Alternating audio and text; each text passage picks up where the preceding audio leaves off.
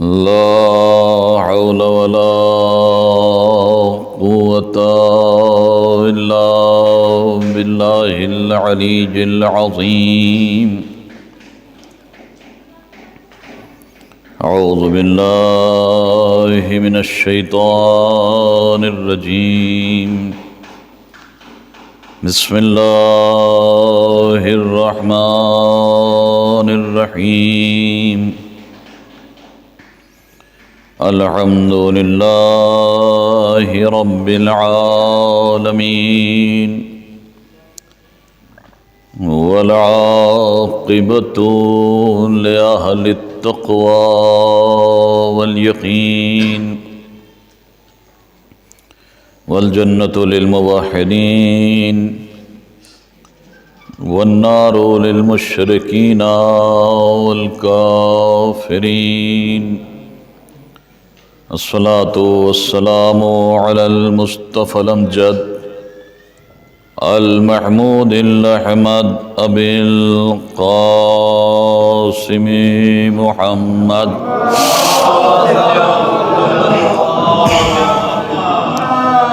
وعلى أهل بيته الطيبين الطاهرين المعصومين المظلومين ولعنة الدائمة على أعدائهم ومنكري فضائلهم وغاصبي حقوقهم أجمعين من يومنا هذا إلى قيام يوم الدين. أما بعد فقد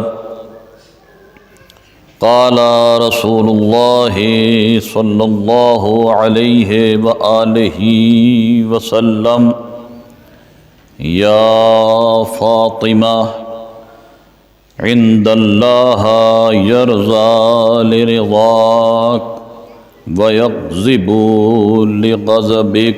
صلوات پڑھیں بر محمد.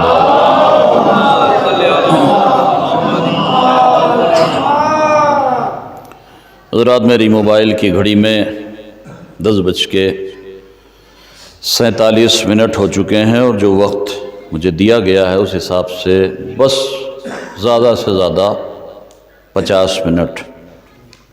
انشاءاللہ انہی 50 منٹوں میں ذکر فضائل اور ذکر مصائب دونوں کو سمیٹنا ہے. لہذا تمہیدی منازل میں وقت گنوانے کا بالکل موقع نہیں ہے.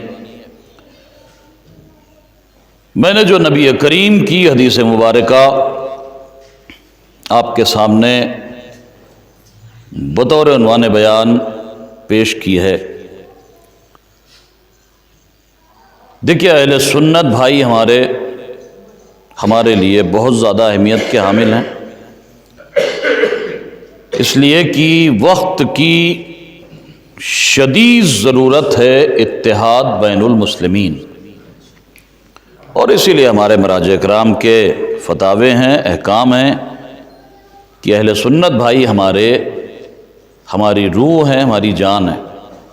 تو ظاہر سی بات ہے کہ جب عام اہل سنت کے لیے ہمارے مراجع کرام یہ کہہ رہے ہیں تو جو ان کے درمیان علماء ہیں، فضلاء ہیں، ظاہر سی بات ہے ان کی حیثیت اور بھی زیادہ ہے. اسی لیے میں نے وہ حدیث آپ کے سامنے بیان کی ہے جو فقط شیعہ کتابوں میں نہیں ہے بلکہ متعدد کتب اہل سنت میں یہ حدیث رسول موجود ہے. ارجح المطالب، جنابی المعدت، مسند امام احمد بن حنبل، مستدرک الصحیحین، یہ جتنی کتابیں، اس کے علاوہ بھی بہت سی کتابیں ہیں کہ جس میں یہ حدیث موجود ہے کہ جس میں نبی کریم نے اپنی بیٹی، لاڈلی بیٹی جناب فاطمہ کے لیے ارشاد فرمایا: میری بیٹی، اے فاطمہ، اے میری بیٹی، ان اللہ یرضی لرضاک، اے میری بیٹی فاطمہ، جس سے تو راضی اس سے اللہ راضی، وَيَغْضِبُ لِغَضَبِكَ، اور جس سے تو غضبناک اس سے اللہ غضبناک، جس سے تو ناراض اس سے اللہ ناراض. اب میرے عزیزوں یہاں سے بس جلدی جلدی بغیر تمہیدی منازل میں وقت گنوائے آپ دیکھیں، ذرا سا غور کریں کہ دنیا کے جتنے بھی انسان ہیں، چاہے وہ کسی بھی فرقے سے تعلق رکھتے ہوں، کسی بھی مذہب سے متعلق ہوں، آپ اگر ان سے پوچھیں کہ آپ کی زندگی کا مقصد کیا ہے، مثلاً آپ ہمارے ہندو بھائیوں سے پوچھئے کہ آپ یہ مندروں میں پوجا پاٹ کیوں کر رہے ہیں، یہ گھنٹا کیوں بجا رہے ہیں، بھجن کیوں گا رہے ہیں، یہ پاٹ کیوں کر رہے ہیں، یہ گیتا اور رامائن کیوں پڑھ رہے ہیں، تو ایک ہی جواب آئے گا، ہمارا بھگوان ہم سے پرسن ہو جائے، ہمارا ایشور ہم سے راضی ہو جائے، یہ تو جواب آئے گا۔ آپ عیسائیوں سے پوچھئے یہ ہر سنڈے کو چرچ میں جانے کی ضرورت کیا ہے، کہ ہمارا گاڈ ہم سے خوش ہو جائے، ہمارا اللہ ہم سے راضی ہو جائے۔ آپ سکھوں سے پوچھئے گردواروں میں جا کے ماتھا کیوں ٹیک رہے ہیں، کہ ہمارا بھگوان ہمارا ایشور ہم سے راضی ہو جائے۔ مسلمانوں سے پوچھئے یہ آپ مدرسے کیوں بنا رہے ہیں، یہ تراویح کیوں پڑھ رہے ہیں، یہ جماعت میں کیوں جا رہے ہیں، یہ مسجدوں میں کیوں جا رہے ہیں، یہ اجتماع کیوں کر رہے ہیں، یہ جگہ جگہ دین کی تبلیغ کے لیے کام کیوں کر رہے ہیں، ہر ایک کا جواب آئے گا، ہمارا اللہ تاکہ ہم سے راضی ہو جائے۔ آپ سب شیعوں سے پوچھئے آپ یہ فرش ازا کیوں بچھا رہے ہیں، یہ مجلسیں کیوں کر رہے ہیں، یہ تابوت کیوں اٹھا رہے ہیں، یہ فرش ازا پر اہتمام کیوں کر رہے ہیں، یہ سب کیوں کر رہے ہیں، یہ تبلیغ کیوں ہو رہی ہے، یہ اصلاح کی کوشش کیوں ہو رہی ہے، یہ جگہ جگہ جلسے کیوں ہو رہے ہیں، یہ سیمینار کیوں ہو رہے ہیں، یہ سب اس لیے ہو رہا ہے تاکہ اللہ ہم سے راضی ہو جائے۔ یعنی کائنات کا ہر انسان یہ چاہتا ہے کہ اللہ اس سے راضی ہو جائے۔ لیکن میرے عزیزوں اب آپ سے میرا ایک سوال ہے، ہر انسان کا مقصد یہ ضرور ہے کہ اللہ راضی ہو جائے، لیکن آپ غیروں کی بات چھوڑ دیجئے، آپ مسلمانوں سے پوچھئے، یہ بتائیے آپ جتنی نمازیں پڑھ رہے ہیں، جتنی عبادت کر رہے ہیں، ان میں سے کوئی ایک نماز ایسی ہے کہ جس کے بارے میں آپ گارنٹی سے یہ کہہ سکیں کہ یہ نماز ہماری اللہ کو راضی کرنے کے لیے 100% کافی ہے؟ کوئی کہہ سکتا ہے؟ بھئی امکان دونوں ہیں، ہم نماز پڑھ تو رہے ہیں، یہ بھی امکان ہے کہ وہ اپنے کرم کی وجہ سے ہماری عبادت قبول کر لے اور ہم سے راضی ہو جائے، اور یہ بھی امکان ہے کہ ہماری کسی کوتاہی کی وجہ سے وہ اسے رد کر دے اور وہ شرف قبولیت حاصل نہ کر سکے۔ امکان دونوں برابر سے ہیں، تو ہم گارنٹی سے نہیں کہہ سکتے، کوئی مسلمان ایسا نہیں کہہ سکتا کہ ہمارا فلاں روزہ ایسا ہے جس میں 100% گارنٹی ہے کہ اللہ راضی ہو جائے، ہو گیا، ہماری وہ نماز ایسی ہے جس سے اللہ 100% ہمیں راضی ہو گیا، ہمارا وہ جلسہ ایسا ہے جس سے اللہ ہم سے راضی ہو گیا۔ آپ ان کی بات جانے دیجئے، خود اپنے سے پوچھئے کہ آپ یہ گارنٹی سے کہہ سکتے ہیں کہ جو آپ نے نوحہ پڑھا ہے اس سے اللہ راضی ہے، جو ہم منبر میں مجلس پڑھ رہے ہیں وہ ہم سے راضی ہے اللہ، جو ہم ماتم کر رہے ہیں اللہ اس سے ہم سے راضی ہے، جو ہم کار خیر کر رہے ہیں وہ اللہ ہم سے راضی نہیں؟ امکان دونوں ہیں، ہو سکتا ہے راضی ہو جائے، ہو سکتا ہے نہ ہو۔ تو پوری دنیا میں مسلمان جتنے اعمال کر رہے ہیں ان سارے اعمال میں کوئی گارنٹی سے نہیں کہہ سکتا کہ ہمارا یہ عمل قبول ہو گیا اور اللہ ہم سے راضی ہو گیا۔ تو میرے عزیزوں پھر پتہ کیسے چلے کہ اللہ ہم سے راضی ہے؟ اچھا دیکھیے، راضی کیوں نہیں پتہ چلتا کہ اللہ ہم سے ناراض ہے یا خوش ہے؟ اس کا بھی ایک ریزن ہے۔ یہ جو ہمیں نہیں پتہ چلتا ہے کہ اللہ ہم سے ناراض ہے یا اللہ ہم سے خوش ہے، اس کا بھی ریزن ہے۔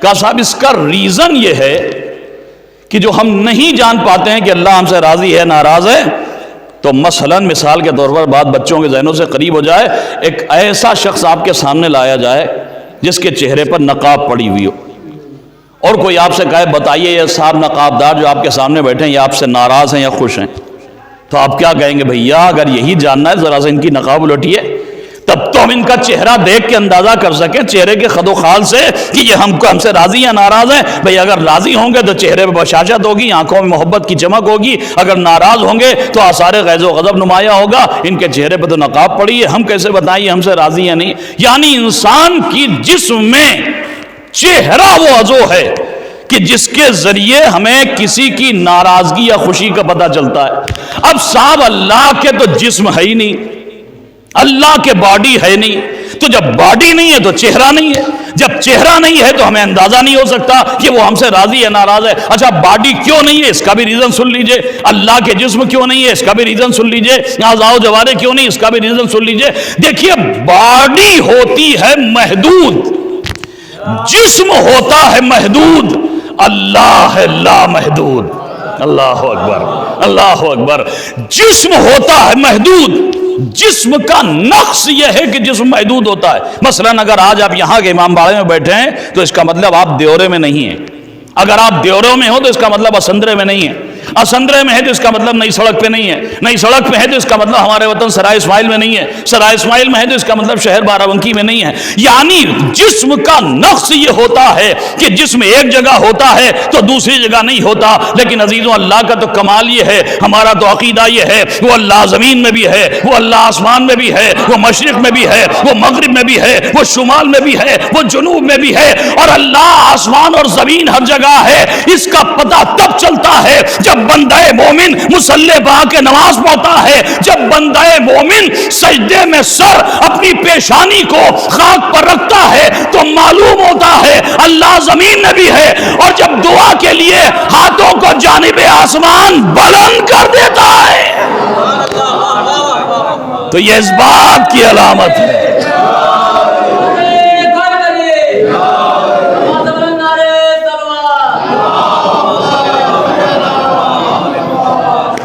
جب بندہ ہاتھوں کو جانب آسمان دعا کے لیے بلند کرتا ہے تو یہ دلیل ہے کہ اللہ آسمان میں بھی ہے۔ تو اللہ تو ہر جگہ ہے، اللہ زمین میں بھی ہے، اللہ آسمان میں بھی ہے، تو جب ہر جگہ ہے تو اس کا مطلب اس کے باڈی نہیں ہے، اس کے جسم نہیں ہے، اس کے اعضاء و جوارح نہیں ہے، اور جب باڈی نہیں ہے تو چہرہ نہیں ہے، چہرہ نہیں ہے تو پھر اب نماز مجھے کہنے دیجئے، نمازیں پڑھتے رہیے، روزے رکھتے رہیے، خیرات کرتے رہیے، حج بحج کرتے رہیے، بیواں اور یتیموں کی مدد کرتے رہیے، اعزاء کے ساتھ حسن سلوک کرتے رہیے، لیکن گارنٹی نہیں ہے کہ اللہ آپ سے راضی ہو گیا ہے، نہیں، آپ کو پتہ نہیں چلے گا۔ میرے عزیزو قیامت تک کسی کو اللہ کی خوشی اور ناخوشی کا اندازہ نہ ہوتا۔ بس سلام کرو اس نبی کریم پر کہ جس کے لبوں کی ایک جنبش نے تا قیامت رضا پروردگار کا ایک عجب فارمولہ دے دیا۔ اگر تمہیں اندازہ کرنا ہے کہ اللہ تم سے راضی ہے یا ناراض ہے، فارمولہ میں بتا رہا ہوں۔ اے میری بیٹی فاطمہ، جس سے تو راضی، اللہ اکبر، اس سے اللہ راضی، اور جس سے فاطمہ ناراض اس سے اللہ ناراض۔ صلوات پڑھ دیں بر محمد۔ اے میری بیٹی فاطمہ،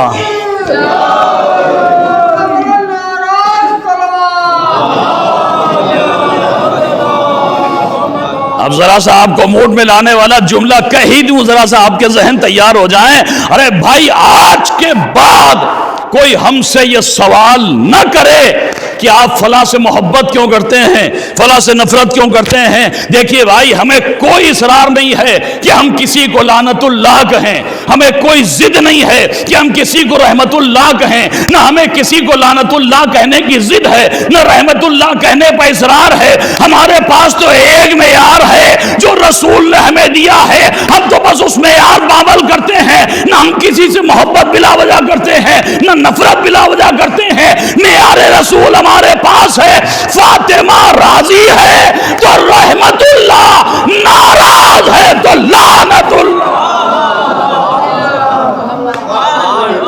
صلوات بولیں ور محمد۔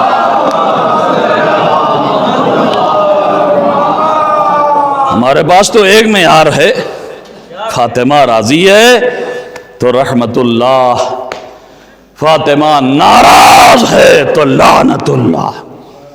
ہم بلا وجہ نہ کسی سے محبت کرتے ہیں نہ نفرت کرتے ہیں۔ اچھا صاحب، آپ سب ماشاءاللہ محبان شہزادی فاطمہ ہیں، آپ سب شہزادی سے عشق کرتے ہیں، محبت کرتے ہیں، مودت کرتے ہیں، لیکن صاحب ایسا نہیں ہے کہ دنیا میں ہر انسان، ہر مسلمان، بعض بغض زہرا رکھنے والے بھی ملائی موجود ہیں جو اپنے دلوں میں بغض رکھتے ہیں۔ تاریخ کہتی ہے کہ ایسا ہی انسان کہ جسے عظمت فاطمہ ہضم نہیں ہو رہی تھی، ایسا ہی ایک انسان چھٹے امام کے پاس آ گیا،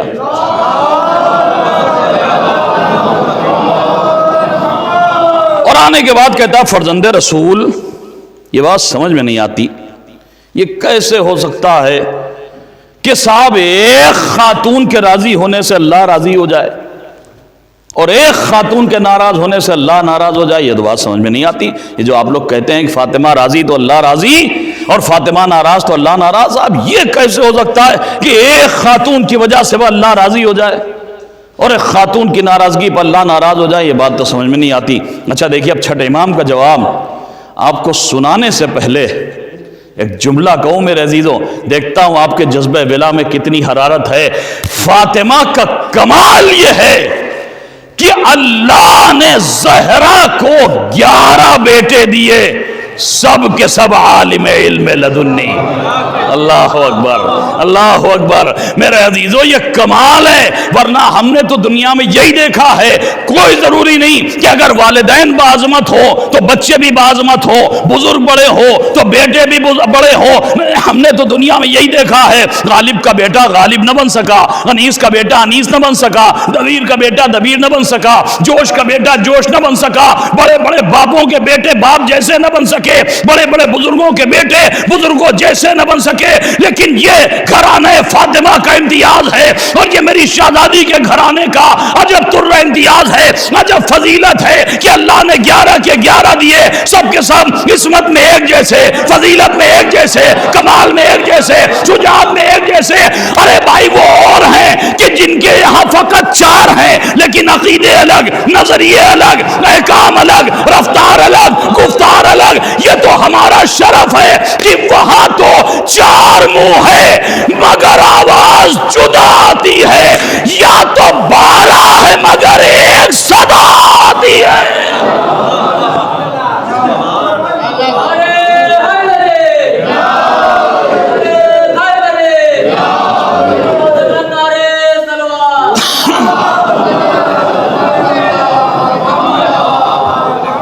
یہ کمال ہے عزیزو ہمارا۔ وہ اور ہیں کہ جن کے ہاں فقط 4 مصلح، لیکن مصلح الگ، نمازیں الگ، نظریے الگ، افکار الگ، رفتار الگ، گفتار الگ، لیکن یہاں 12 کے 12، بلکہ یوں کہیے کہ 14 کے 14، لیکن سب کی رفتار ایک، سب کی گفتار ایک، سب فضائل میں ایک جیسے، سب کمالات میں ایک جیسے۔ یہ میری شہزادی کا کمال ہے، ورنہ آپ دیکھیں کسی گھر میں اس گھر کا مقابلہ تو انبیاء ماسبق سے بھی نہیں ہو سکتا، اس لیے کہ ہم نے تو انبیاء کے یہاں ہی دیکھا ہے، آدم کے 2 بیٹے، ایک ظالم ایک مظلوم، نوح کا 1 بیٹا گمراہ، یعقوب کے 11 بیٹے لیکن اکثریت اس میں ایسی جو حق سے ہٹے ہوئے، لیکن یہ کمال فاطمہ ہے۔ اور پھر عزیزوں میں تو ایک جملہ کہتا ہوں، دنیا کے بڑے سے بڑے بادشاہوں کا گھرانہ دیکھ لیجئے، وہاں آپ کو نظر یہ آئے گا کہ تاج فضیلت فقط ایک سر پہ ہوتا ہے، فقط ایک کے سر پہ تاج ہوتا ہے، پھر اس کے بعد کسی کے سر پہ وہ شاہی تاج نہیں ہوتا، نہ بادشاہزادوں کے سر پہ تاج ہوتا ہے، نہ دوسرے بھائیوں کے سر پہ تاج ہوتا ہے، نہ دوسرے رشتہ داروں کے سر پہ تاج ہوتا ہے، نہ دوسرے عہدیداروں کے سر پہ وہ تاج ہوتا ہے جو بادشاہ کے سر پہ، وہ شاہی تاج وہ ایک ہی سر پہ ہوتا ہے، اس کے بعد جتنے ہوتے ہیں سب اس سے نیچے۔ لیکن یہ کمال گھرانہ فاطمہ ہے کہ یہاں جو ہے وہ سب ایک جیسے، بابا کے سر پر نبوت و رسالت کا تاج، شوہر کے سر پر ولایت کا تاج، خود کے سر پر سردار جنا ہونے، عورت جنت کی عورتوں کا سردار ہونے کا تاج، بیٹوں کے سر پر سردار جوانان جنت کے سردار ہونے کا تاج، یعنی اس گھر میں جو ہے وہ ایک جیسا۔ میں جملہ کہوں کہ میری شہزادی کی ذات وہ ہے جو عصمتوں کے گھیرے میں ہے، جس کے ادھر بھی عصمت ہے، ادھر بھی عصمت ہے، ادھر بھی عصمت ہے۔ کبھی حقیر نے 4 مصرے کہے تھے، اب ذرا توجہ سے سنیے گا، کبھی حقیر نے شہزادی کے حوالے سے 4 مصرے کہے تھے، عجب عصمتوں میں گھری بھی ذات ہے میری شہزادی کی، کہ میری شہزادی وہ ہے، کیا بتائے گا زمانہ تیری عظمت فاطمہ، پوری توجہ، کیا بتائے گا زمانہ تیری عظمت فاطمہ، خود خدا نے کی بیان تیری فضیلت فاطمہ، تیرا بابا ہے نبی، بیٹے اور شوہر ہیں امام، نقطہ پرکار عصمت بن گئی ہے فاطمہ۔ صلوات پڑھیں بر محمد۔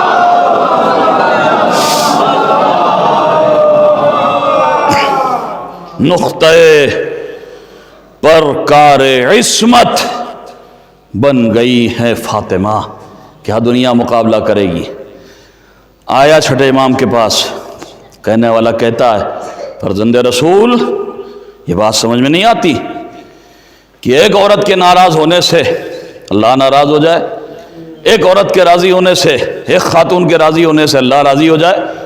چھٹے امام نے کہا ایک بات بتا، ابھی تو یہاں مسجد سے اٹھے گا، راستے میں جائے گا، تجھے راستے میں کوئی بندے مومن مل جائے اور تو بلا وجہ اس بندے مومن کے تماچا مار دے اور اسے شدید اذیت ہو، وہ تجھ سے ناراض ہو جائے، بتا تیرے اس عمل سے جو بندہ مومن ناراض ہوگا تو اس بندے مومن کے ساتھ اللہ راضی ہوگا یا اللہ ناراض ہوگا؟ اللہ اکبر۔ کہتا ہاں بات تو صحیح ہے، اللہ تو ناراض ہو جائے گا، اگر میں بلا وجہ کسی کو تھپڑ مار دوں گا تو اگر وہ بندے مومن ناراض ہوگا تو اللہ بھی ناراض ہو جائے گا۔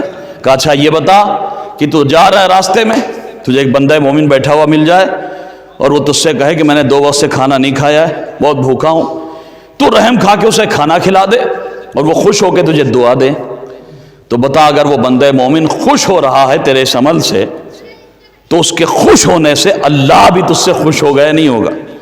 ہاں یہ بات بھی سمجھ میں آتی ہے، جب وہ بندہ مومن خوش ہو جائے گا تو اللہ بھی خوش ہو جائے گا۔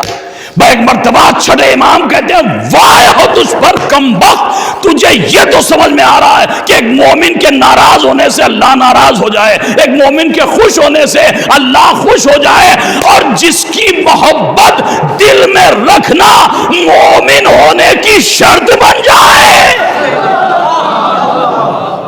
صلوات پڑھ دیں بر محمد والے۔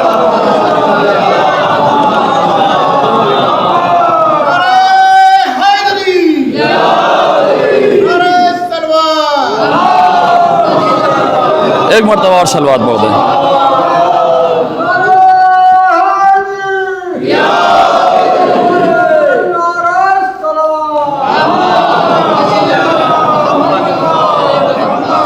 کہا جس کی محبت دل میں رکھ کے انسان مومن بن جائے، شرط بن جائے جس کی محبت۔ لیکن عزیزوں یہاں پر ایک اعتراض ہو سکتا ہے، صاحب پھر یہ زہرا، شہزادی زہرا کی فضیلت کہاں رہی، اس میں خصوصیت کہاں رہی؟ پھر تو یہ ہر مومن کے ساتھ ہو گیا کہ کوئی بھی مومن ناراض ہو تو اللہ ناراض ہے، کوئی بھی مومن راضی ہو تو اللہ راضی ہے، پھر اس میں زہرا کی کوئی خصوصیت الگ سے کہاں رہی؟ تو ہر مومن کے لیے میں کہوں گا خصوصیت ہے اور بہت بڑی ہے، اس لیے کہ مومن سے اللہ راضی تب ہوتا ہے جب مومن مومن ہو۔ اللہ اکبر، اللہ اکبر۔ اگر وہ مومن ہی نہ ہو تو اس کی خوشی سے اللہ کہاں خوش ہوگا اور اس کی ناراضگی سے اللہ کہاں ناراض ہوگا؟ اللہ کی ناراضگی اور خوشی کی شرط یہ ہے کہ وہ مومن مومن ہو، تو جب مومن مومن ہو تب اللہ راضی ہوتا ہے، اور مومن مومن ہوتا ہی تب ہے جب محب فاطمہ بن جاتا ہے۔ صلوات پڑھ دیں بر محمد۔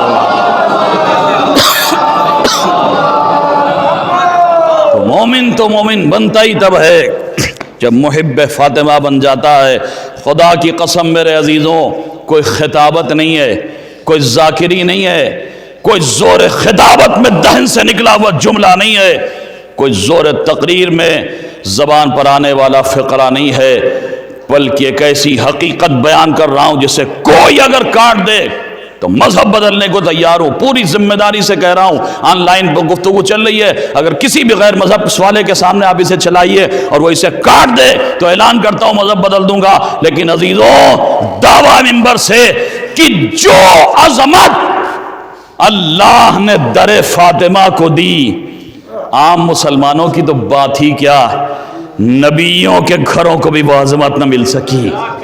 اللہ اکبر، جو عظمت در فاطمہ کو ملی، 1,23,999 پیغمبر آدم سے لے کر عیسیٰ تک، اگر کوئی ایک در ایسا بتا دو جو در فاطمہ کے مقابلے پر ہو تو مذہب بدلنے کو تیار ہوں۔ کیسے؟ دلیل سنیے گا۔ مثلا مدینے میں ہے حرم رسول، مدینے میں ہے رسول کا دروازہ، آپ بتائیں اگر روح آدم کو اللہ اجازت دے دے، اور یقیناً اجازت تو ملتی ہے اور انبیاء کی روحیں تو مدینے میں آتی ہیں، اس میں کوئی شک نہیں ہے، ہمیں دکھیں یا نہ دکھیں بہرحال آتی ہیں، تو آتی ہیں تو پھر ہوتا کیا ہوگا؟ آپ کا عقیدہ کیا کہتا ہے؟ اگر آدم مدینے میں آئیں گے تو آدم کا سب سے پہلا عمل کیا ہوگا؟ کہ در رسول پہ آ کے سلام کریں گے۔ کیا اس کے علاوہ کوئی اور عمل ہوگا آدم کا؟ بھئی آدم مدینے میں اگر آئیں گے تو کیا کریں گے؟ کہا در رسول پاک کے سلام کریں گے۔ نوح مدینے میں آئے تو کہا در رسول پاک کے سلام کریں گے۔ ابراہیم آئیں در رسول پاک کے سلام کریں گے۔ اسماعیل آئیں گے در رسول پاک کے سلام کریں گے۔ یونس آئیں گے در نبی پاک کے سلام کریں گے۔ یوسف آئیں گے در نبی پاک کے سلام کریں گے۔ عیسیٰ آئیں گے در نبی پر سلام کریں گے۔ موسیٰ آئیں گے در نبی پاک کے سلام کریں گے۔ ارے دنیا عظمت فاطمہ کا اندازہ کیا کرے گی؟ 1.25 لاکھ انبیاء در نبی پاک کے سلام کریں گے۔ پوری کائنات آدم و عالم میں ایک دروازہ ہے، خود رسول آئیں گے۔ اللہ، ایک در فاطمہ ہے کہ 1.25 لاکھ انبیاء۔ اہل سنت کے مشہور عالم علامہ حاکم نیشاپوری اپنی مستدرک الصحیحین میں لکھتے ہیں کہ 6 مہینے تک نبی کریم کا یہ دستور رہا کہ ہر نماز کے بعد در فاطمہ پاتے ہیں اور آنے کے بعد کہتے ہیں السلام علیکم یا اہل بیت النبوہ انما یرید اللہ لیذھب عنکم الرجس اہل البیت ویطہرکم تطہیرا۔ 1.25 لاکھ انبیاء جس دربار کے سلام کرے اسے در رسول کہتے ہیں، اور رسول جس در پر سلام کرے اسے در فاطمہ زہرا کہا جاتا ہے۔ صلوات پڑھیں بر محمد۔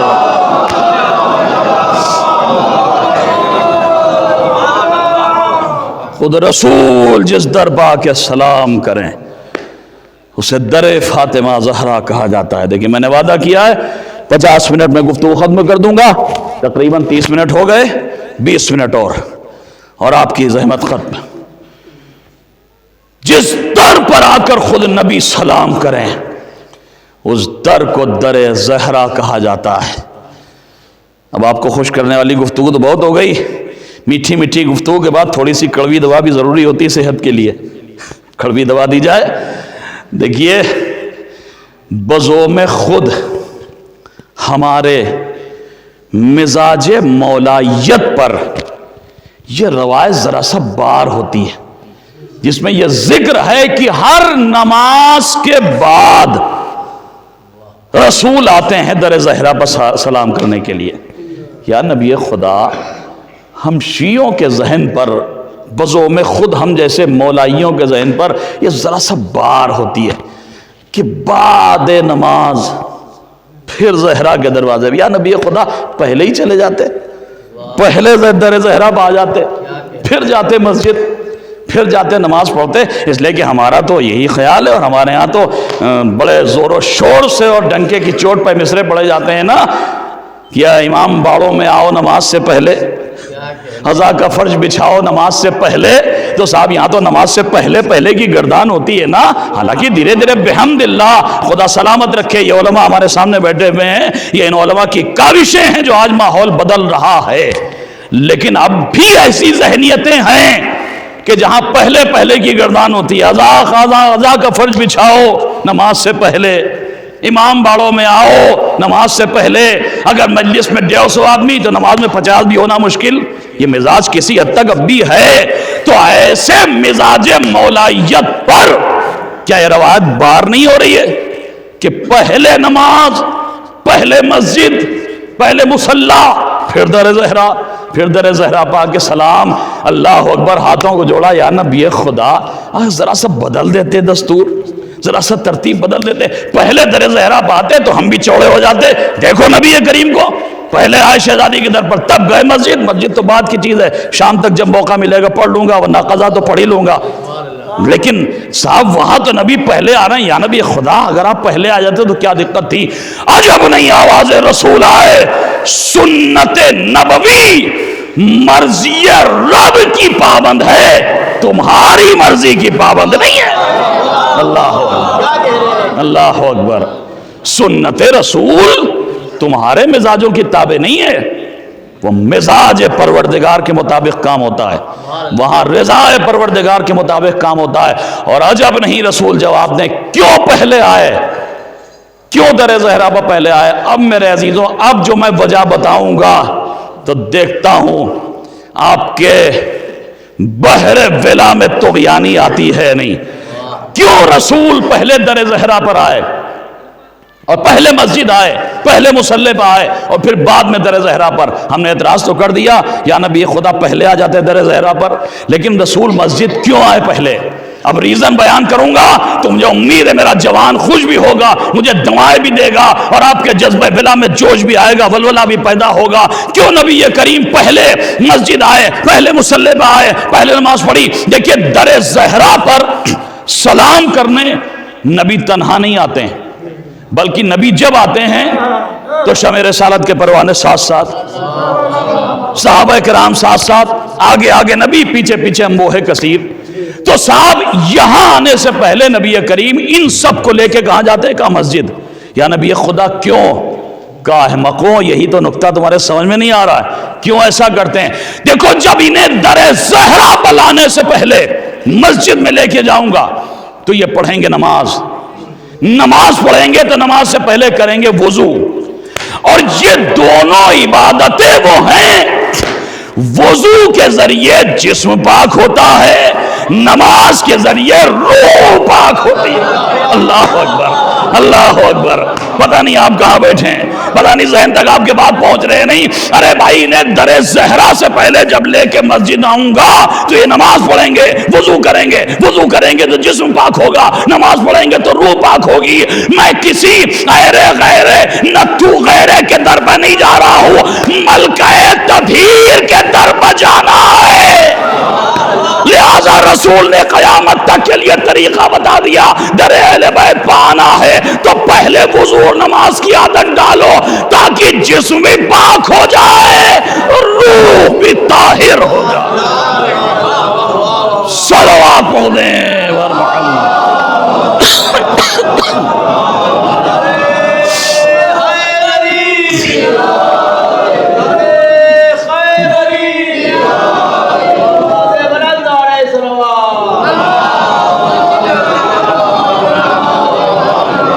قیامت تک کے لیے طریقہ بتا رہا ہوں. در زہرا پانا ہے تو پہلے وضو اور نماز کے عادی بنو. اب یہ ایک الگ بحث ہے کہ وضو اور نماز کے ذریعے جسم اور روح کس کی طاہر ہوتی ہے. جس کے دل میں بغض زہرا کی نجاست موجود ہو, وہاں تو نہ وضو کام آئے گا نہ نماز کام آئے گی. وہ تو بات ہی الگ ہے, وہ تو بحث ہی الگ ہے. لیکن صاحب رسول تو اس دین کے مبلغ ہیں جو دین فقط ظاہر دیکھتا ہے, باطن میں جھانکنے کا حکم اللہ نے نہیں دیا. اور جب تک رسول حیات رہے بہرحال سب کا ظاہر ایسا ہی تھا کہ یہ سب اہل بیت کے چاہنے والے ہیں, باطن میں کچھ بھی رہا ہو. سارے بغض و حسد اور جتنے اعمال قبیحہ تھے وہ بعد میں ظاہر ہوئے. رسول کی زندگی میں بہرحال حتی الامکان سب یہ کوشش کرتے تھے کہ ظاہر ہو کہ ہم اہل بیت کے چاہنے والے ہیں, تو رسول تو ظاہر دیکھتے تھے. لہذا رسول نے بہرحال ظاہر کو دیکھ کے ان کے دروازے پہ آنے سے پہلے طریقہ بتا دیا کہ طریقہ میں بتا رہا ہوں, اب کس کو فائدہ ہوگا نہیں یہ الگ بحث ہے, لیکن طریقہ یہ ہے در اہل بیت پانے کا کہ در اہل بیت پانے سے پہلے جسم کی طہارت بھی ضروری ہے, روح کی طہارت بھی ضروری ہے. میرے جوانوں جملہ کہوں اسے کتاب دل پر نقش کر کے لے جانا.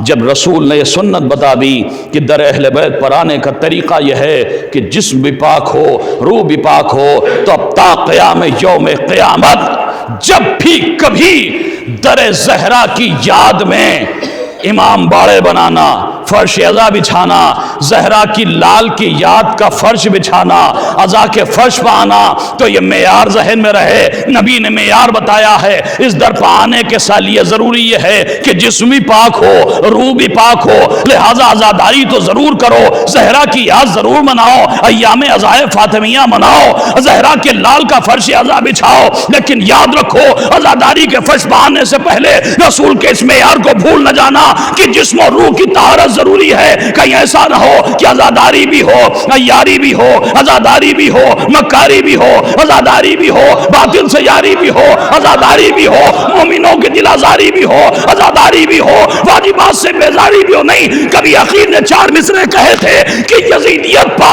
تبرہ ضرور ہو لیکن حسینیت کا اثر قلب میں یقینی ہو, تو در حسین پا آؤ تو یہ خیال رہے تخیلات غدیری عمل حسینی ہو.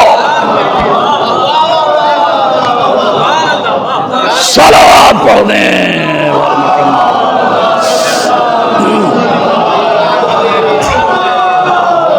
ایک اس سے بہتر صلوات پڑھیں عظمت محمد. میرے جوانوں یاد رکھنا، فرش اضاء پر آؤ تو ذہن کو طاہر کر کے آؤ، فکر کو طاہر کر کے آؤ، روح کو طاہر کر کے آؤ، جسم کو طاہر کر کے آؤ. اس لیے کہ ملکہ تطہیر کی یاد منانے کے لیے اکٹھا ہوئے ہو. یہاں نجاستوں کی کوئی گنجائش نہیں ہے. یہاں بغض و حسد کی نجاستیں لے کے نہ آنا، یہاں معصیتوں کی نجاستیں لے کے نہ آنا.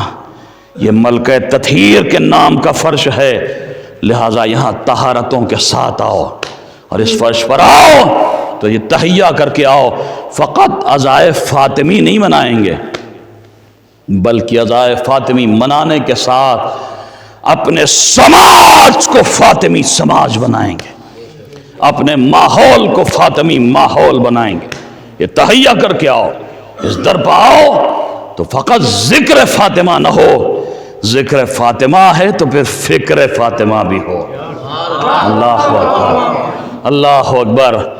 آج ہماری قوم میں افسوس کے ساتھ کہنا پڑتا، میں نے کہا تھا نا میٹھی میٹھی گفتگو کے بعد بیماری کے علاج کے لیے ضروری ہے کہ اگر ایک میٹھا سیرپ ہو تو کچھ کڑوی دوائیں بھی ساتھ ہوں، تب صحت ہوتی ہے. افسوس ہے کہ آج ہماری قوم میں بھی گھروں کے ماحول اختلافات کے نجاستوں کے دلدل میں ڈوبتے چلے جانا ہے. کہیں زوجہ اور شوہر میں اختلاف، کہیں باپ اور بیٹے میں اختلاف، کہیں والدین اور بچوں میں اختلاف. کیوں ہو رہا ہے ایسا؟ اس لیے کہ ہم نے فاطمی ماحول کو نظر انداز کر دیا ہے.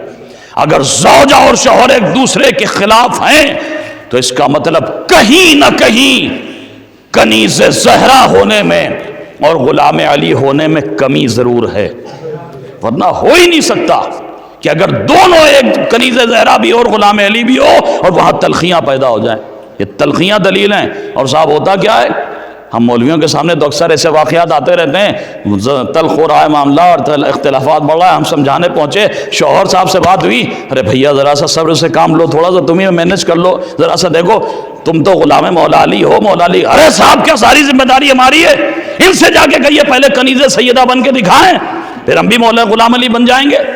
ہم پہنچے زوجہ کے پاس، محترمہ ذرا آپ ہی خیال کیجئے، آپ تو کنیز زہرا ہے نا، آپ تو زہرا کی ماتم دار ہے نا، ذرا آپ ہی شہزادی کی سیرت کو دیکھیے، کیا شہزادی نے بھی اسی طرح کا ماحول اپنے گھر میں بنایا تھا؟ ارے مولانا صاحب کیسی بات کریں، ان سے کہیے پہلے مولا کے غلام بن کے دکھائیں، پھر ہم سے مطالبہ کریں کنیز زہرا بننے کا. ارے بھیا جب سب پہلے ہی پہلے کہتے رہیں گے تو پھر یہ بات کہاں جائے گا؟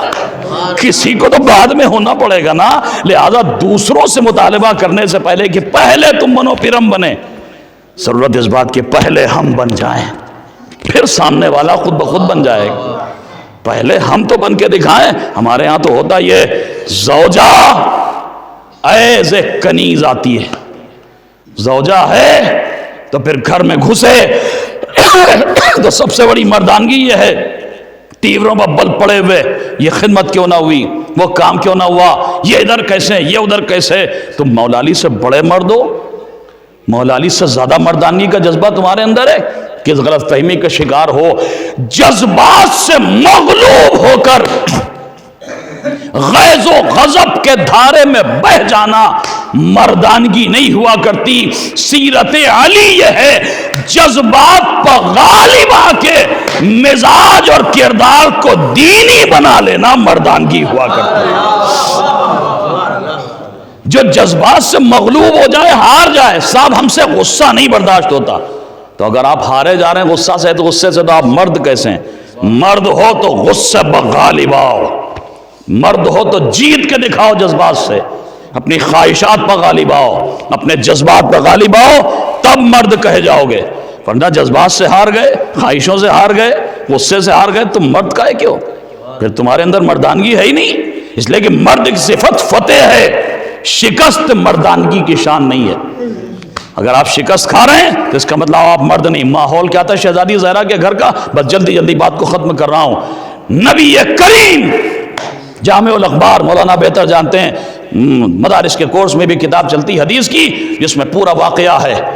کہ مولا علی فرماتے ہیں دخل علینا رسول اللہ، ایک دن رسول خدا ہمارے گھر تشریف لائے.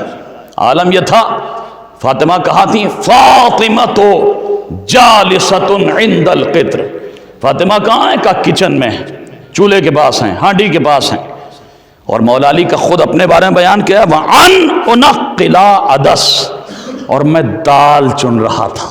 اللہ اکبر. ماحول دیکھیں شہزادی کے گھر کا ماحول کیا ہے. یہاں تو یہ ہے صاحب کہ اگر ہم ذرا سا گھر کے کاموں میں مشغول بھی ہو گئے اور کوئی محلے پڑوس والا آ گیا اور اتفاق سے چائے کا بھگونا بھی گیس پر رکھا تھا، ذرا سا آج جوش محبت پیدا ہوا تھا زوجہ کے لیے، چلو بیٹھ جاؤ تم، آج میں چائے بناتا ہوں، اور صاحب پڑوس والے جیسے ہی گھر میں آئے، ارے یہ کہاں اس وقت آ گئے، جلدی سے ہاتھ جھاڑتے ہوئے، ارے نہیں وہ تو بس میں ایسا ہی چلا گیا تھا، میں چائے تھوڑی بنا رہا ہوں.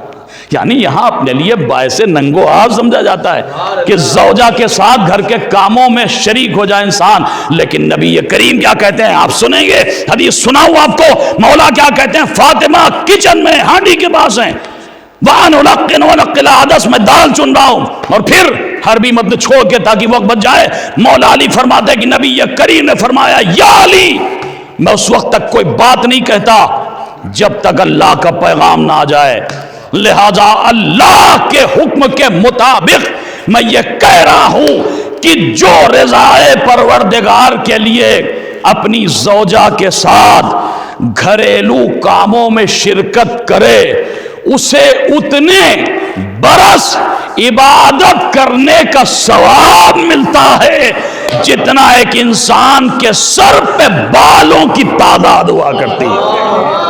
اللہ اکبر اللہ اکبر. نہیں ابھی شاید آپ حقیقت تک نہیں پہنچے. یہ نبی کریم نے مثال کیوں دی بالوں کی تعداد؟ کیا نبی کریم نے بالوں کی تعداد گنی ہے؟ کسی کے سر پہ کچھ بال ہوتے ہیں، کسی کے سر پہ الگ الگ بال ہوتے ہیں. کہا آپ کہیں گے یہ صاحب کون سی مثال ہے؟ نہیں، نبی کریم نے گن کے مثال نہیں دی ہے، نبی کریم نے بات کی اہمیت کو سمجھایا. آپ بتائیں یہ میرا سر ہے، میری ٹوپی کے نیچے میرے بال ہیں، آپ بتائیے آپ میں کون سا ایسا طالب علم ہے جو میتھمیٹک کا بڑا ماہر ہو اور وہ گن کے بتائے کہ میرے سر میں کتنے بال ہیں؟ کہا صاحب ہو ہی نہیں سکتا، گن ہی نہیں سکتے، ناممکن ہے، دنیا کا کوئی انسان گن ہی نہیں سکتا. بس نبی کریم نے مثال اسی لیے دی کہ جس طرح سے ایک انسان کے سر کے بالوں کا شمار ناممکن ہے، زوجہ کے ساتھ خدمت خانہ میں شامل ہونے کے بعد عبادت کا شمار ناممکن ہے، ثواب کا شمار ناممکن ہے کہ کتنا ثواب ملتا ہے. ارے اگر ایک انسان اپنی زوجہ کے ساتھ گھریلو کاموں میں شرکت کر لے. میری ماں اور بہنیں اگر میری گفتگو سن رہی ہیں تو یقیناً خوش ہو رہی ہوں گی، انہیں خوش ہونا ہی چاہیے. لیکن میری ماں اور بہنوں ہاتھوں کو جوڑ کے اگر میری آواز پہنچ رہی ہے اس مائک کے ذریعے تو میں یہی کہنا چاہوں گا، یقیناً شوہر کا فریضہ ہے کہ وہ تمہیں جتنی کم سے کم ہو سکے اذیت دے، جتنی کم سے کم ہو سکے، اذیت تو دینا ہی نہیں ہے، جتنی کم سے کم ہو سکے زحمت دے، جتنا کم سے کم ہو سکے کاموں کا بوجھ ڈالے. لیکن میری ماں اور بہنوں اتنا یاد رکھنا، اگر کنیز سیدہ ہو تو تمہارا فریضہ یہ ہے کبھی ان ہاتھوں کو فراموش نہ کر دینا جن میں خدمت خانہ کرتے کرتے خون آ جایا کرتا تھا. اے میری ماں اور بہنوں، کبھی ان ہاتھوں کو بھول نہ جانا. پھر اگر ذرا سے شوہر کی خدمت پڑ جائے تو چہرے کے خد و خال بگڑ نہ جائیں. پھر ذرا سا اگر ساس سسر کی خدمت کرنا پڑ جائے تو تیوروں پر بل نہ پڑ جائیں. ادھر شوہر گھر میں آیا، ادھر دکھلا لے کے بیٹھ گئیں. تم جانتے ہو تمہارے گھر میں کتنی اذیت ہوتی ہے، یہ ہو گیا وہ ہو گیا، یہ ناانصافی، وہ ہمارے ساتھ غلط، یہ ہمارے ساتھ برا. ارے تم کس طرح کی کنیز سیدہ ہو؟ کیا تمہیں شہزادی کے کردار کا اندازہ نہیں؟ ارے جس کی ساری پسلیاں ٹوٹ گئی، مصائب پہ آ رہا ہوں لیکن ذرا سا سیرت فاطمہ سن لو. میری ماں اور بہنوں، جس نے پسلیاں ٹوٹنے کے بعد کبھی شوہر سے پسلیوں کی شکستگی کا بھی تذکرہ نہ کیا، تم کیسی اس کی کنیز ہو جو ادھر شوہر گھر میں داخل ہوا ادھر مصائب لے کے بیٹھ گئی کہ صاحب یہ برا ہو رہا، یہ غلط ہو رہا. یہ نہیں، کنیز سیدہ ہو تو صبر سیدہ کو معیار بناؤ. بس میرے عزیزو، آخری بات باب فضائل میں، آپ کی آوازیں بلند ہو گئی لیکن ایک نکتہ باب فضائل کا اور سن لیجئے، بس ربط مصائب، زیادہ طویل گفتگو نہیں کرنا ہے، نماز جمعہ بھی ہے. اگر غلام علی مرد بن جائے، کنیز سیدہ عورت بن جائے، تو کبھی گھروں کے ماحول میں تلخیوں کی نجاستیں نہ پیدا ہوں۔ یہ نجاستیں اسی لیے پیدا ہوتی ہیں کہ ہم نے اس گھر کو بھلا دیا جو گھر علی و فاطمہ کا گھر تھا۔ ایک اور واقعہ تاریخ میں ملتا ہے، بس آخری بات، ربط مصائب۔ نبی کریم اپنی بیٹی کے گھر میں داخل ہوئے، سلام اور اجازت کے بعد ادھر اجازت ملی، گھر کے اندر داخل ہوئے۔ نبی کریم نے جب منظر دیکھا، فرش بچھا ہوا ہے، چکی رکھی ہوئی درمیان میں، چکی چل رہی ہے۔ بہرحال آپ سب دیہات سے ہیں، میں بھی دیہات سے ہوں، ہمارے گھروں میں آج بھی اکثر گھروں میں وہ پرانی چکیاں مل جاتی جس میں گیہوں کو پیسا جاتا تھا، اناج پیسا جاتا تھا۔ ہوتا کیا تھا؟ گول پتھر کی چکیاں، دو پارٹ، اس میں لکڑی کا ایک دستہ، اور اسے اس طرح سے گھمایا جاتا تھا، اناج پیستا تھا۔ ہم نے اپنے بچپن میں دیکھا ہے۔ تو جناب فاطمہ کے گھر نبی کریم داخل ہوئے، چکی چل رہی ہے، اناج پیسا جا رہا ہے، لیکن عالم یہ ہے کہ دستے کو ایک جانب سے علی پکڑے، ایک جانب سے فاطمہ پکڑے، چکی چل رہی ہے۔ نبی کریم سلام کے بعد گھر میں داخل ہوئے۔ ایک مرتبہ نبی کریم نے عجیب منظر دیکھا۔ فاطمہ بہرحال مولا علی مرد ہیں، صنف قوی سے تعلق رکھتے ہیں، فاتح خیبر و بدر و حنین ہے۔ میری شہزادی بہرحال صنف نازک سے تعلق رکھتی ہے، لہٰذا اس زبردست محنت کے نتیجے میں تاریخ کہتی ہے فاطمہ کی پیشانی پر پسینے کے قطرے ہیں۔ نبی کریم نے منظر دیکھا، اللہ اللہ، میری جانیں قربان ہو جائیں اخلاق نبی کریم پر۔ جو عجیب جملہ کہا ہے، خدا کی قسم، ایک ایک جملے میں ایک ایک درس ہے، ایک ایک زیر و زبر اور ایک ایک حرف ایک ایک سبق کی طرح ہے۔ نبی کریم فوراً آگے بڑھ کے کہتے ہیں، آپ میں سے جو زیادہ تھک گیا ہو وہ ہٹ جائے، اس کی جگہ میں خدمت کرنا چاہتا ہوں۔ حالانکہ نبی نے دیکھا فاطمہ کی پیشانی پر پسینے، ظاہر یہ ہو رہا ہے کہ شہزادی پر تھکن کا غلبہ ہے، لیکن اگر نبی یہ کہہ دیتے میری جان قربان اخلاق نبی پر، اگر نبی یہ کہہ دیتے کہ زہرا تم ہٹ جاؤ، تو کل کا مورخ فوراً اعتراض کرتا کیسے سسر تھے، کیسے خسر معظم تھے، داماد کی زحمتوں کا کوئی احساس نہ کیا۔ بیٹی کی زحمت بہت جلدی سمجھ میں آ گئی کہ بیٹی تم ہٹ جاؤ، میں خدمت انجام دوں گا، داماد سے نہیں کہہ سکتے تھے، لہٰذا نبی کریم نے عجیب جملہ کہا، نہ یہ کہا علی تم ہٹ جاؤ، نہ یہ کہا زہرا تم ہٹ جاؤ، ایک جملہ کہتے ہیں آپ دونوں میں سے جو زیادہ تھک گیا ہو وہ ہٹ جائے، میں اس کی جگہ خدمت کرنا چاہتا ہوں۔ مسکرا کے علی کہتے ہیں یا نبی خدا، زہرا بہت تھک گئی ہے۔ اللہ اکبر، ہمارے یہاں ہوتا تو کوئی سوچتا اس سے بہتر موقع کیا، جلدی سے خود ہٹ جائیں، شوہر کو پھنسا دیں، شوہر سوچتا زوجہ کو پھنسا دیں، لیکن یہ اخلاق علی و فاطمہ ہے۔ ایک مرتبہ میرا مولا کہتا ہے نبی خدا زہرا بہت تھک گئی ہیں، جیسے ہی نبی نے کہا، نبی نے سنا، کہا زہرا اگر تم زیادہ تھک گئی ہو تو تم ہٹ جاؤ۔ مجبور ہوئی باپ کے حکم سے، میری شہزادی ہٹی، نبی کریم بیٹھے۔ اب تک منظر یہ تھا کہ دستے کو ایک جانب سے علی پکڑے تھے، جملہ آپ کے حوالے، آخری جملہ، اور اس کے بعد ربط مصائب، ایک جانب سے علی پکڑے تھے، ایک جانب سے زہرا پکڑی تھی۔ اب منظر بدلا، نبی بیٹھے، زہرا اٹھی، دستے کو ایک جانب سے نبی پکڑے ہیں، ایک جانب سے علی پکڑے ہیں۔ دنیا عظمت فاطمہ کا مقابلہ کیا کرے گی؟ ارے تم فاطمہ کی چکی کا مقابلہ کر کے دکھاؤ، جسے ایک جانب سے نبوت چلاتی ہے، ایک جانب سے امامت چلاتی ہے۔ صلوات پڑھ دیں ور محمد۔ بس میرے عزیزو، اس سے زیادہ دامن وقت میں گنجائش نہیں، ختم کر دی میں نے گفتگو۔ اگر آج ہمارے گھروں میں سیرت مولا علی اور سیرت شہزادی فاطمہ مشعل راہ ہو جائے تو تلخیاں ختم ہو جائیں۔ وہ فاطمہ کہ جس کا پہلو شکستہ ہو گیا، اللہ اللہ، لیکن شوہر سے ذکر نہ کیا، جس کی پسلیاں ٹوٹ گئی لیکن کبھی شوہر سے شکایت نہ کی، اللہ اللہ۔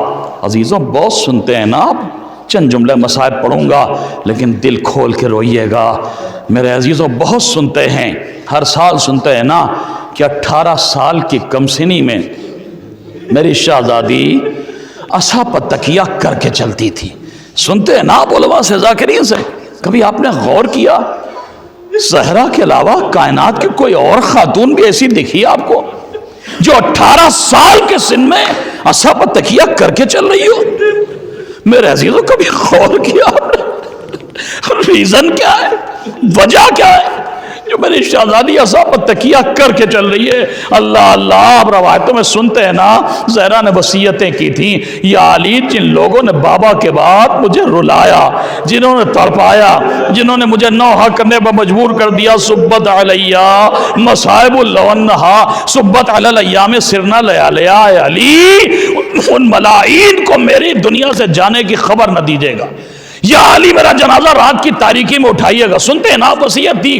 لہذا عزیزوں دل کہتا ہے عجب نہیں اگر کسی بچے کی چیخ بلند ہوتی ہوگی تو میرا مولا سینے سے لگا کے کہتا ہوگا بچوں ذرا آہستہ رو. ارے کئی مدینے میں خبر فاطمہ، خبر شہادت فاطمہ بنا ہو جائے. کبھی زینب کو سہارا دیا، کبھی حسنین کو دلاسا دیا، بچوں آواز کو بلند نہ ہونے دینا. لیکن عزیزوں ارے کیوں 18 سال کے سن میں اصحاب تکیہ کر کے چلتی تھی؟ راز تو تب کھلا جب بچوں کو دھیرے دھیرے رونے کی نصیحت کرنے والا مولا ارے درمیان غسل میت ایک مرتبہ چیخ کے رویا. اللہ اکبر، غضب ہو گیا. بعد غسل سلمان نے سوال کر لیا یا علی اس طرح سے آپ چیخ کے کیوں روئے؟ تڑپ گیا میرا مولا سلمان. ارے کیا بتاؤں زہرا نے آج تک مجھ سے ذکر نہ کیا، ساری پسلیاں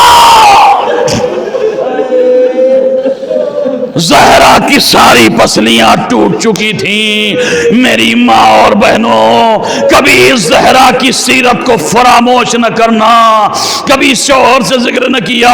لیجیے رات کی تاریکی میں جنازہ اٹھا، چند جملے مجلس تمام ہے، دل کھول کے روئیے گا. بقیع کی طرف چلے، مدینے میں خبر عام نہیں ہے، چند خاص چاہنے والے وہ بھی رشتے میں سب کے سب نامحرم. عزیزوں بقیع میں جنازہ پہنچا، قبر کے قریب پہنچے، ایک جگہ قبر بنی ہوئی دیکھی. ایک مرتبہ میرے مولا نے قبر کی طرف اشارہ کیا، زمین خبردار ہو جا، آج اپنی وہ امانت تیرے سپرد کر رہا ہوں جس کا دنیا اور آخرت میں کوئی جواب نہ تھا. یہ کہہ کہ ایک مرتبہ میرا مولا قبر کے قریب آیا. عزیزوں جتنے ساتھ میں چلنے والے ہیں سب کے سب وفادار ہیں، لیکن رشتے میں نامحرم ہیں، چند ہی افراد ہیں. ہاں بس روایتوں میں ایک ضعیف چچا اور دو ننھے ننھے بچوں کا ذکر ملتا ہے، حسن و حسین ہے. ایک ضعیف چچا ہے جو محرم ہے. ارے علی کے ہاتھوں پر جنازہ ہے، علی لے کے آگے بڑھے. ایک چچا ہے وہ ضعیف ہے، دو بچے ہیں وہ انتہائی صغیر و سن ہیں. ارے کون ہے جو قبر میں اترے؟ کون ہے جو جنازہ تھامے؟ کون ہے جو میت کو قبر کے اندر رکھے؟ علی کے ہاتھوں پر جنازہ. تاریخ کہتی ہے علی جنازہ لے کے آگے بڑھے. ایک مرتبہ قبر کے قریب پہنچ کے فریاد کی، نبی خدا علی بہت شرمندہ ہے، جب امانت میرے سپرد کی تھی پسلیاں ٹوٹی ہوئی نہ تھی. قبر سے 2 ہاتھ برآمد ہوئے، یا علی لاؤ میری امانت میرے سپرد کر دو. عزیزوں بس 1 سے 1.5 منٹ کے اندر مجلس ختم ہو گئی. لیجئے زہرا سپرد خاک ہو گئی، ننھے ننھے بچوں کو سینے سے لگائے ہوئے میرا مولا بیت الشرف کی طرف واپس ہوا. لیکن اب زہرا کی وصیت یہ ہے، یا علی رات میں میری قبر کو تنہا نہ چھوڑیے گا، یا علی تلاوت قرآن کیجیے گا. جب کافی دیر گزر گئی، بچے تھک کے روتے روتے سو گئے تو ایک مرتبہ میرا مولا بستر سے اٹھا، زہرا کی قبر کی طرف دوبارہ آیا. روایتیں کہتی ہیں قبر زہرا پر رات کے اندھیرے میں بیٹھ کے علی نے تلاوت قرآن شروع کی. لیکن ابھی چند لمحے گزرے تھے، ایک مرتبہ قبر زہرا لرزنے لگی. آواز آئی، یا علی جلدی گھر کی طرف جائیے، میری ننھی زینب بیدار ہو گئی.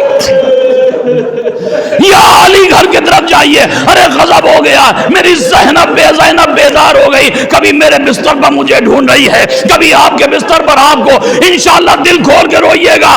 علی گھر کی طرف چلے. اب جو دروازہ کھلا، ننھی سی بچی سزک کے روتی بھی سامنے. میرے مولا نے سینے سے لگا لیا. عزیزوں روایت تو یہیں پر تمام ہو گئی، لیکن میرا دل کہتا ہے عجب نہیں کہ باپ کے سینے پر سر رکھ کے زینب، ننھی سی زینب نے جب فقرہ کہا ہو، بابا آج تو آ گئے، ارے کربلا میں بھی مجھے بھول نہ جانا. بابا جب میرا بھیا مارا جائے، میرے عباس کے بازو کٹ جائے، میرا قاسم پامال ہو جائے، میرے اکبر کا سینہ چھٹ جائے، میرے علی اصغر کے گلے پر تیر لگ جائے، بابا زینب پکارے گی تو آ جانا، عجب نہیں شام غریبا۔ علی نے آ کے زینب کو سینے سے لگا کے آواز دی، ہو میری بچی، تیرا بابا وعدہ پورا کرنے آ گیا، جا۔ زینب بہت گریا کر لیا، بہت لاشوں پر آنسو بہا لیے، بہت جلے خیمے پہ دوڑ لگا لی، بہت تھک چکی ہے زینب، جا اب تو آرام کر لے، اب علی نگہبانی کرے گا، اب علی پہرا دے گا، اب علی بچوں کی نگہداشت۔